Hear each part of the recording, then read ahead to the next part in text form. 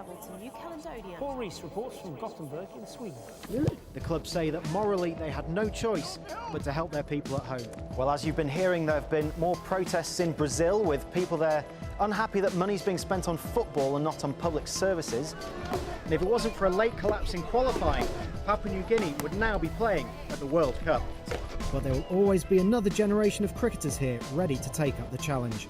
But what police are dealing with here is obviously the massive security operation that they've had to put in place following the attacks in Paris and here at this very stadium in November when 3 suicide bombs went off. Who wants to live in a place where everything is difficult? In the short term at least, handouts from Denmark could be the only solution.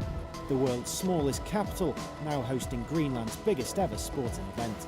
Now from up here you really see just how isolated and inhospitable Greenland is, with a population that would fit inside an English Premier League football stadium in a country not that much smaller than India. Welcome back. It is time now for all the sport. Here's Paul. Thanks very much, Shaq. Well, there's a new rivalry in town in the NBA, and it looks like it could become a classic. The dressing room of the Afghanistan national rugby team.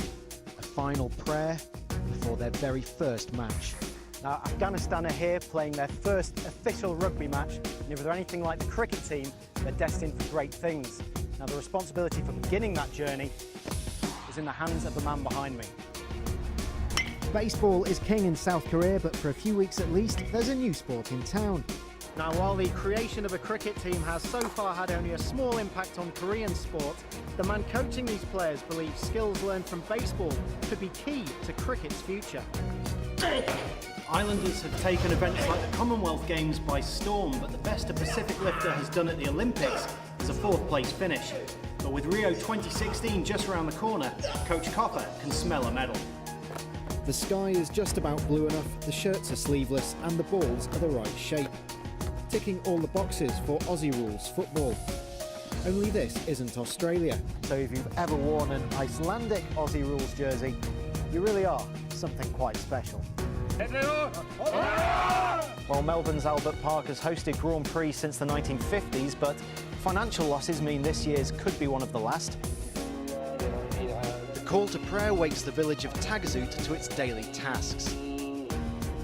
But as the day's catch is brought in, a very different fleet is about to leave the shore.